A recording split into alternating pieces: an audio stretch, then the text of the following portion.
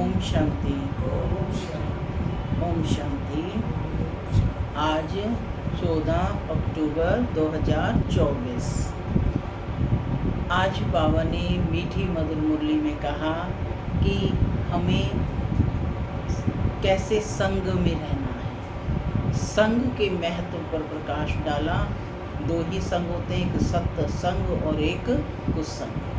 माने अच्छे लोगों के संग में रहना है या कुसंग में रहना है, ये फैसला आपका है। बाबा प्रेरणा दे रहे हैं कि एक सत्य बाप के संग में तुम लोग बैठो।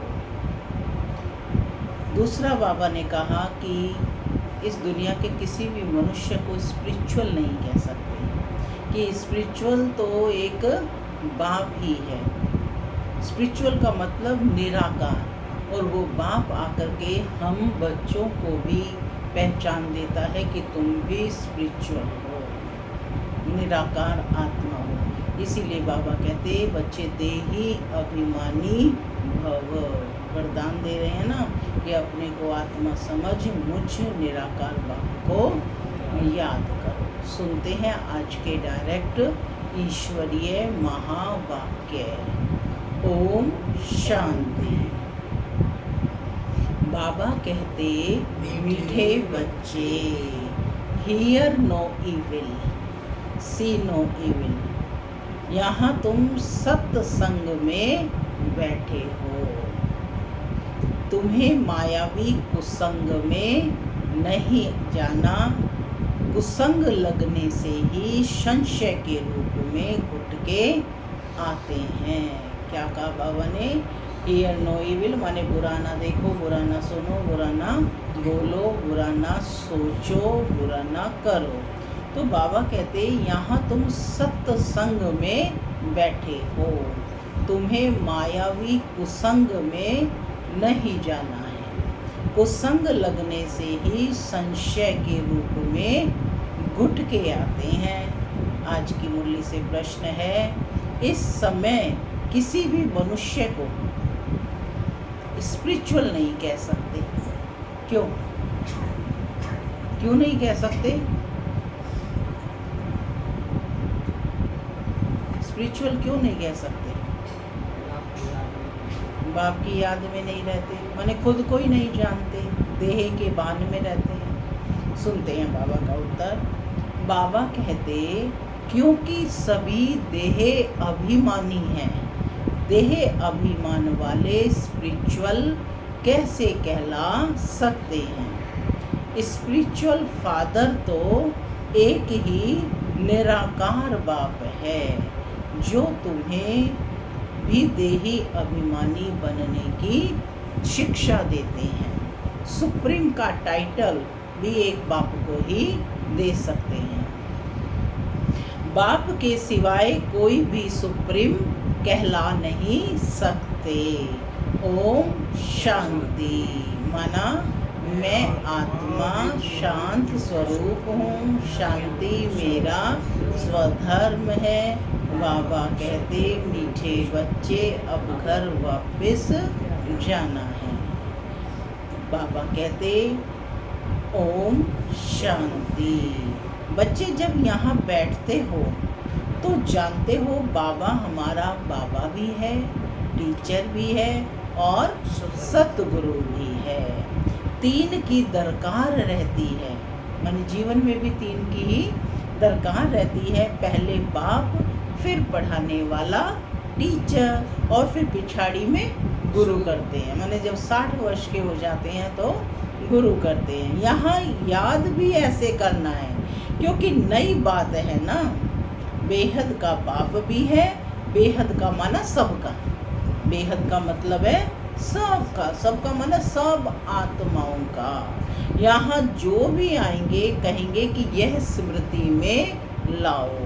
इसमें किसको संशय हो तो हाथ उठाओ। संशय है? किसी को संशय तो नहीं है ना। ये वंडरफुल बात है ना। जन्म जन्मांतर कभी ऐसा कोई मिला होगा जिसको तुम बाप, टीचर, गुरु, सतगुरु समझो? मिला है कोई ऐसा जिसे बाप भी, टीचर भी और सतगुरु भी समझो? सो भी सुप्रीम, बेहद का बाप, बेहद का टीचर, बेहद का सतगुरु। ऐसा कभी कोई मिला है क्या? पुनः पूछ रहे हैं बाबा।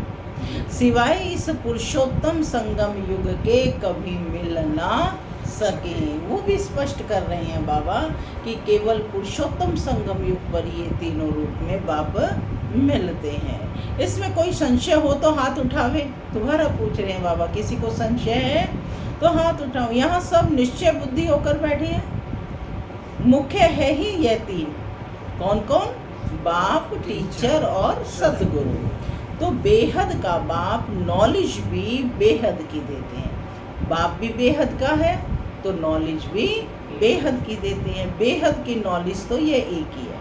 हद की नॉलेज तो तुम अनेक पढ़ते आए हो। कोई वकील बनते, कोई सर्जन बनते, क्योंकि यहाँ तो डॉक्टर, जज, वकील आदि सब चाहिए ना। वहाँ तो दरकार नहीं। स्पष्ट किया बाबा ने कि डॉक्टर, जज, वकील आदि की वहाँ दरकार नहीं। क्यों नहीं है दरकार? क्योंकि वहाँ कोई दुख ही नहीं है किसी को भी, है ना। तो ना डॉक्टर चाहिए, ना जज चाहिए, ना वकील। इस दुनिया में दुख ही दुख है ना। तो बाबा कहते हैं वहाँ तो दरकार ही नहीं, वहाँ दुख की कोई बात ही नहीं। तो अब बाप बैठ बेहद की शिक्षा बच्चों को देते हैं। बेहद का बाप ही बेहद की शिक्षा देते हैं। फिर आधा कल्प कोई शिक्षा तुमको पढ़ने की नहीं है।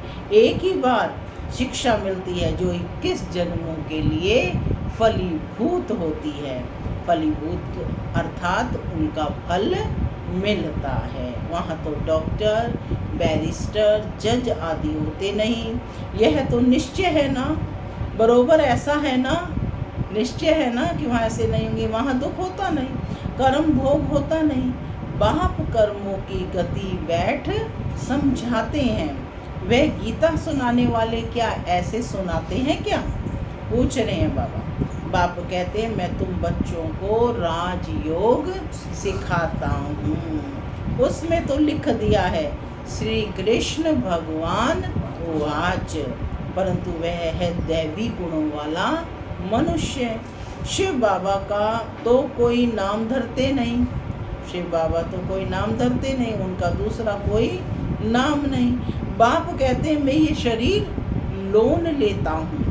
ये शरीर रूपी मकान हमारा नहीं है, यह भी इनका मकान है। खिड़कियाँ आदि सब हैं।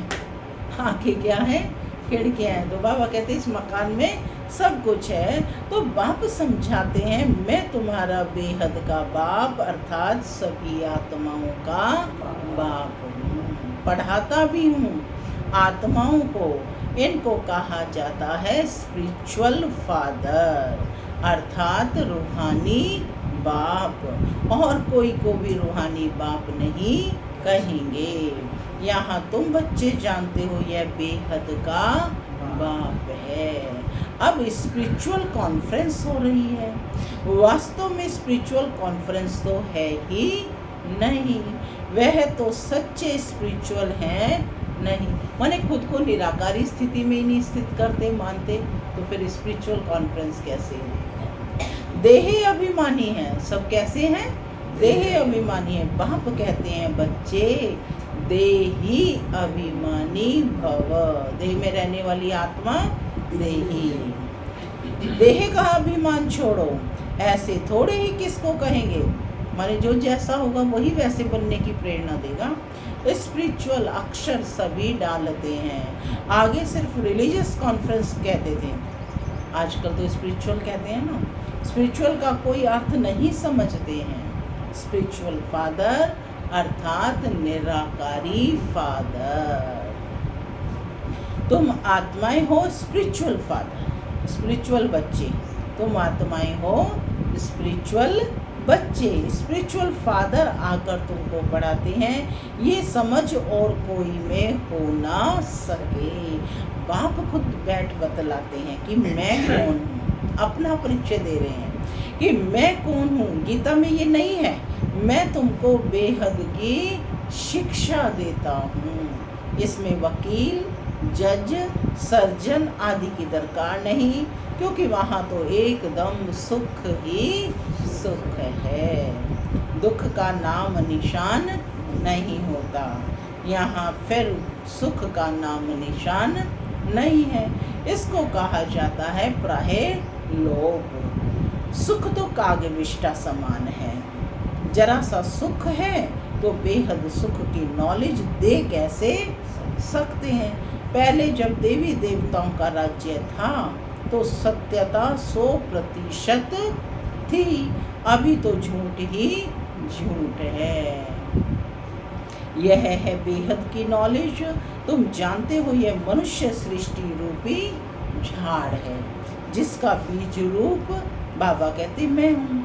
उनमें झाड़ की सारी नॉलेज है, मनुष्यों को ये नॉलेज नहीं है। बाबा कहते मैं चैतन्य बीज रूप हूँ। मुझे कहते ही हैं ज्ञान का सागर। ज्ञान से सेकंड में गति सदगति होती है। मैं हूँ सबका बाप। मुझे पहचानने से तुम बच्चों को वर्षा मिल जाता है। माने जब बाप को पहचानते हैं तो वर्षा मिल जाता है। परंतु राजधानी है ना, स्वर्ग में भी सब मर्तबे तो नंबरवार बहुत है। माने राजधानी है तो उसमें मर्तबे तो होंगे, नंबरवार हैं। बाप एक ही पढ़ाई पढ़ाते हैं, पढ़ने वाले तो नंबरवार ही होते हैं। सब तो एक जैसे नहीं पढ़ते, सबकी बुद्धि तो एक जैसी नहीं होती है। तो इसमें फिर और कोई पढ़ाई की दरकार नहीं रहती है। वहाँ कोई बीमार होता नहीं, पाई पैसे की कमाई के लिए पढ़ाई नहीं पढ़ते हैं। तुम यहाँ से बेहद का वर्षा ले जाते हो। वहाँ यह मालूम नहीं पड़ेगा कि यह पद हमको कोई ने दिलाया है, यह भी तुम अभी समझते हो। हद की नॉलेज तो तुम पढ़ते आए हो, अब बेहद की नॉलेज पढ़ाने वाले को भी देख लिया है, जान लिया है। जानते हो बाप भी है, टीचर भी है, आकर हमको पढ़ाते हैं। सुप्रीम टीचर है। कौन है? सुप्रीम टीचर है। राजयोग सिखलाते हैं। सच्चा सतगुरु भी है। यह है बेहद का राजयोग। वह बैरिस्ट्री, डॉक्टरी भी सिखलाएंगे, क्योंकि यह दुनिया ही दुख की है। वह सब है हद की पढ़ाई और यह है बेहद की पढ़ाई। बाप तुमको बेहद की पढ़ाई पढ़ाते हैं, ये भी जानते हो। ये बाप, टीचर, सतगुरु कल्प आते हैं, फिर यही पढ़ाई पढ़ाते हैं सत्य उत्रेता के लिए। फिर प्रायः लोप हो जाता है, सुख की प्रारब्ध पूरी हो जाती है ड्रामानुसार। ये बेहद का बाप बैठे समझाते हैं, उनको ही पतित पावन कहा जाता है। सुख की प्रारब्ध पूरी हो जाती है ड्रामानुसार। ये बेहद का बाप बैठे समझाते हैं, उनको ही पतित पावन कहा जाता है। श्री कृष्ण को त्वमेव माता च पिता व पतित पावन कहेंगे क्या? पूछ रहे हैं बाबा, ऐसा कहेंगे क्या उनको? इनके मर्तबे और उनके मर्तबे में रात दिन का फर्क है। अब बाप कहते हैं मुझे पहचानने से तुम सेकंड में जीवन मुक्ति पा सकते हो। कितनी बड़ी स्टेटमेंट है, इस पर विचार करें। क्या कहते हैं? अब बाप कहते हैं मुझे पहचानने से, कंडीशन है जब तुम मुझे पहचान लेंगे, मुझे पहचानने से तुम सेकंड में जीवन मुक्ति पा सकते हो। अब श्री कृष्ण अगर भगवान होता तो कोई भी झट पहचान ले। श्री कृष्ण का जन्म कोई दिव्य अलौकिक नहीं गाया हुआ है, सिर्फ पवित्रता से होता है। बाप तो कोई के गर्भ में से नहीं निकलते हैं। समझाते हैं मीठे मीठे रूहानी बच्चों, रूह ही पढ़ती है। सब संस्कार अच्छे व बुरे रूह में रहते हैं। जैसे जैसे कर्म करते हैं उस अनुसार उन्हें शरीर मिलता है। कोई बहुत दुख भोगते हैं, कोई काने, कोई बहरे होते हैं।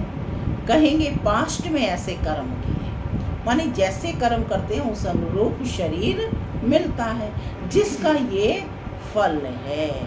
आत्मा के कर्मों अनुसार ही रोगी शरीर आदि मिलता है। अभी तुम बच्चे जानते हो कि हमको पढ़ाने वाला है God father, God teacher, God preceptor, है ना। गॉड जो है टीचर भी है, गॉड प्रिसेप्टर माने सतगुरु, उसको कहते हैं गॉड परम आत्मा। देखो बाबा अनेक प्रकार से बच्चों को समझाता है ताकि बच्चे समझ जाएं। तो बाबा उसको कहते हैं गॉड परम आत्मा, उसको मिलाकर परमात्मा कहते हैं, सुप्रीम सोल। ब्रह्मा को तो सुप्रीम नहीं कहेंगे, सुप्रीम अर्थात ऊंचे ते ऊंचा, पवित्र ते पवित्र, ऊंचे ते ऊंचा, पवित्र ते पवित्र। मर्तबे तो हर एक के अलग अलग हैं। श्री कृष्ण का जो मर्तबा है वह दूसरे को मिल नहीं सकता। प्राइम मिनिस्टर का मर्तबा दूसरे को थोड़ी ही देंगे। बाप का भी मर्तबा अलग है, ब्रह्मा विष्णु शंकर का भी अलग है। ब्रह्मा विष्णु शंकर देवता है, शिव तो परमात्मा है। दोनों को मिलाकर शिव शंकर कैसे कहेंगे? दोनों अलग अलग है ना। न समझने के कारण शिव शंकर को एक कह देते हैं, नाम भी ऐसे रख देते हैं, माने डबल नाम रख देते हैं शिव शंकर। ये सब बातें बाप ही आकर समझाते हैं, क्योंकि बाप में ज्ञान है ना, तो वो सारी चीज़ें क्लियर करते हैं। तुम जानते हो ये बाबा भी है, टीचर भी है और सतगुरु भी है। हर एक मनुष्य को बाप भी होता है, टीचर भी होता है और गुरु भी होता है। जब बूढ़े होते हैं तो गुरु करते हैं। आजकल तो छोटेपन में ही गुरु करा देते हैं, आजकल ऐसे ही चल रहा है ना, छोटेपन में ही गुरु करा देते हैं। समझते हैं अगर गुरु नहीं किया तो अवज्ञा हो जाएगी। आगे 60 वर्ष के बाद गुरु करते थे, वह होती है वानप्रस्थ अवस्था। निर्वाण अर्थात वाणी से परे स्वीट साइलेंस होम। निर्वाण का क्या अर्थ बताया बाबा ने? वाणी से परे स्वीट साइलेंस होम, जिसमें जाने के लिए आधा कल्प तुमने मेहनत की है। आधा कल्प से पुकार रहे हैं ना भगवान को, आओ हमें वापस घर ले चलो, परंतु पता ही नहीं है तो कोई जा भी नहीं सकते। किसको रास्ता बता कैसे सकते हैं? जब खुद को ही रास्ता ना पता हो तो किसको बता कैसे सकते? एक के सिवाय तो कोई रास्ता बता ना सके। सबकी बुद्धि एक जैसी नहीं होती है। कोई तो जैसे कथाएं सुनते हैं, कहते हैं ना कथा सुन रहे हैं, फायदा कुछ नहीं। कथा से कुछ फायदा होता है? उन्नति कुछ नहीं। तुम अभी बगीचे के फूल बनते हो। क्या बन रहे हो? बगीचे। तो आज देखो दिन भर अभ्यास करेंगे कि मैं आत्मा बगीचे का फूल हूँ, जिस पर सबकी निगाहें ना सब देख रहे हैं। फूल से कांटे बने, अब फिर कांटे से फूल बाप बनाते हैं। तुम ही पूज्य फिर पुजारी बने। 84 जन्म लेते लेते सतो प्रधान से तमो प्रधान पतित बन गए। बाप ने सीढ़ी सारी समझाई है। क्या कहा बाबा ने?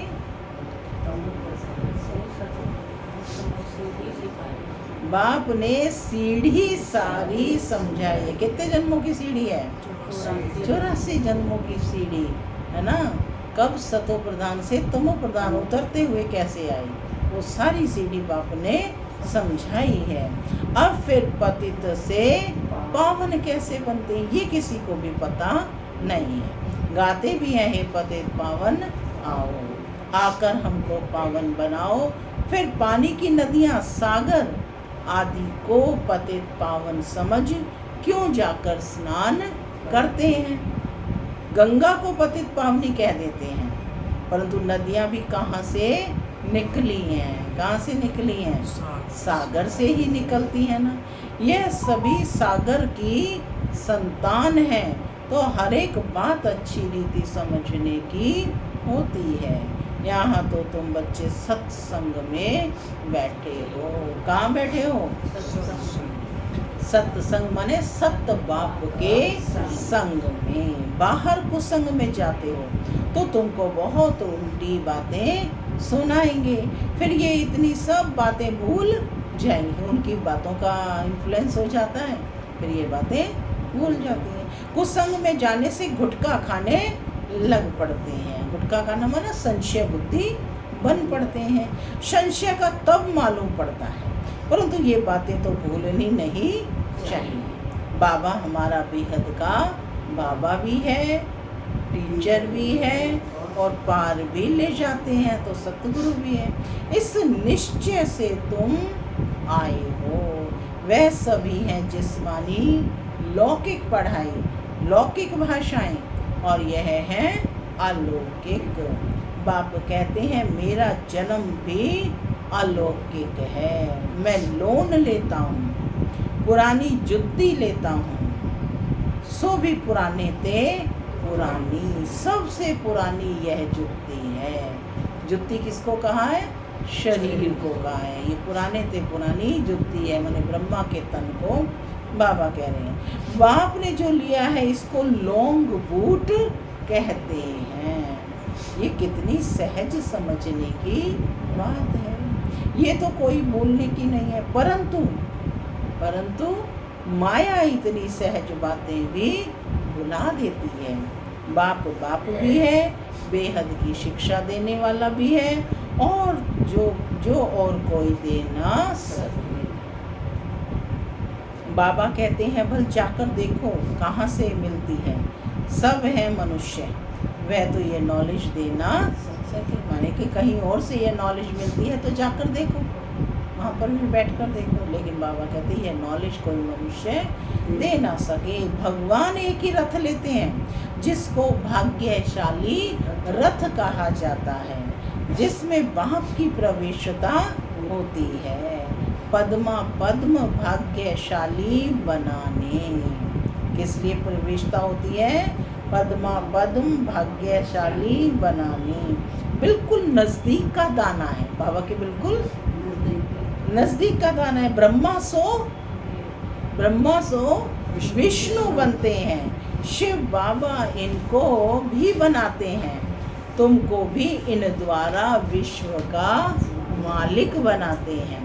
विष्णु की पूरी स्थापना होती है, इसको कहा जाता है राजयोग। राजाई स्थापन करने के लिए अभी यहाँ सुन तो सब रहे हैं, परंतु बाबा जानते हैं कि बहुतों के कानों से बह जाता है। मन इधर से सुना और इधर से कोई धारणा कर और सुना सकते हैं, उनको कहा जाता है महारथी। जो सुना उसको धारणा कर दूसरों को सुनाते हैं तो उसको कहा जाता है महारथी। तो क्या बनना है?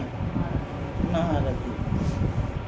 क्या कंडीशन है वो भी बाबा बता रहे हैं। सुनकर फिर धारण करते हैं, औरों को भी रुचि से समझाते हैं। खुद तो समझा है और दूसरों को भी खूब रुचि से समझाते हैं। महारथी समझाने वाला होगा तो झट समझेंगे, घोड़े सवार से कम समझेंगे, प्यादे से और कम और भी कम। ये तो बाप जानते हैं कौन महारथी हैं और कौन घोड़े सवार हैं। अब इसमें मूंझने की कोई बात ही नहीं, परंतु बाबा देखते रहते हैं कि बच्चे मूंझते हैं, फिर झुटके खाते रहते हैं, आंखें बंद कर बैठते हैं। सभी को कैसे बैठना है? कमाई में कभी गुटखा आता है क्या? झुटका खाते रहेंगे तो फिर धारणा कैसे होगी? उबासी से बाबा समझ जाते हैं कि ये थका हुआ है, कमाई में कभी थकावट नहीं होती।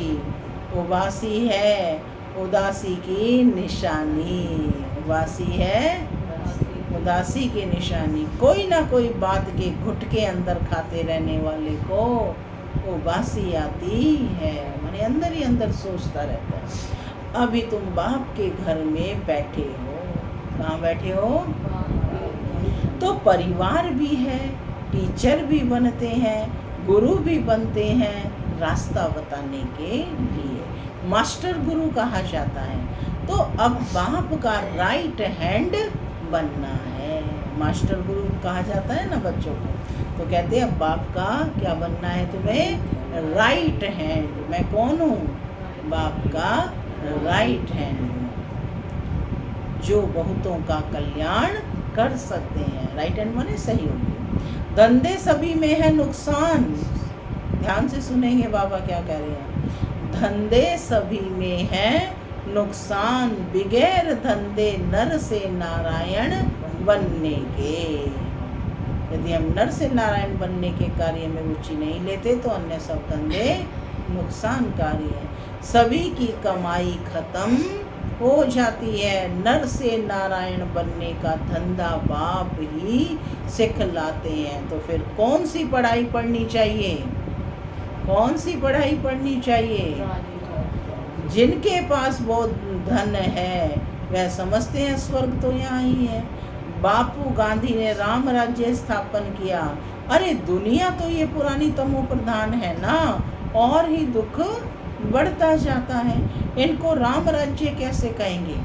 क्या इसे राम राज्य कहेंगे? गांधी जी का सपना था कि एक वेलफेयर स्टेट, कल्याणकारी राज्य बनाना है ना, लेकिन क्या ये आज के राज्य को राम राज्य कहेंगे? पूछ रहे हैं बाबा। मनुष्य कितने बेसमझ बन पड़े हैं। बेसमझ को तमो प्रधान कहा जाता है। समझदार होते हैं सतो प्रधान। ये चक्र फिरता रहता है, इसमें कुछ भी बाप से पूछने का नहीं रहता। बाप का फर्ज है रचता और रचना की नॉलेज देना। वह तो देते रहते हैं, मुरली में सब समझाते रहते हैं, सभी बातों का रिस्पॉन्ड मिल जाता है। बाकी पूछेंगे क्या? बाबा तो हर बात समझाते हैं। तो बाबा पूछ रहे हैं कि बाकी पूछेंगे क्या? हर बात का रिस्पॉन्ड जो है मुरली सागर है, ठीक है ना, सागर के द्वारा सुनाई गई है, तो उसमें ही सारी नॉलेज भरी हुई है।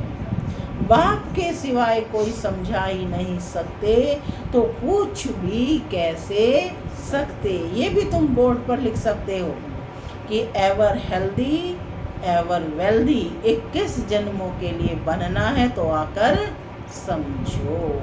अच्छा, मीठे मीठे सिक्की लगे बच्चों मुक्ति, माता पिता बाप दादा का प्यार और गुड मॉर्निंग। रूहानी बाप की रूहानी बच्चों को नमस्ते।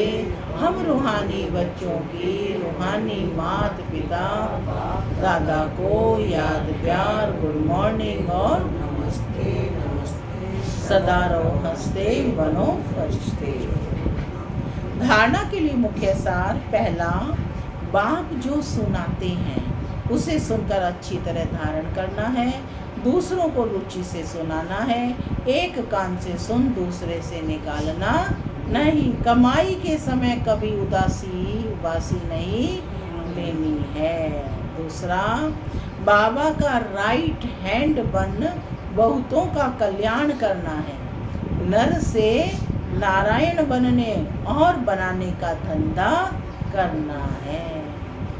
बस यही धंधा करना है कि दूसरों को भी कैसे नर से नारायण बनाएं।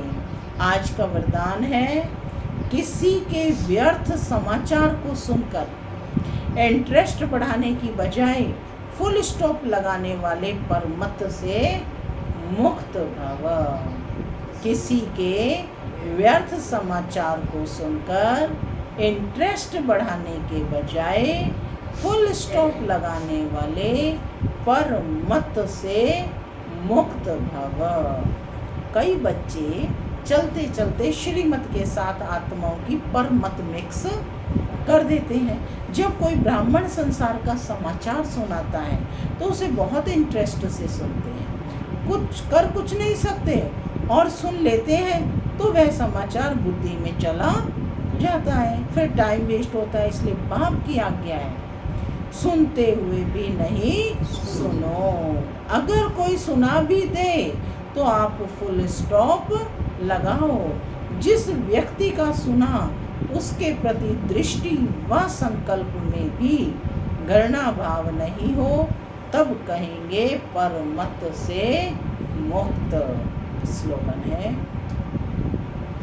जिनकी दिल विशाल है उनके स्वप्न में भी हद के संस्कार मर्ज नहीं हो सकते। जिनकी दिल विशाल है उनके स्वप्न में भी हद के संस्कार मर्ज नहीं हो सकते। ओम शांति।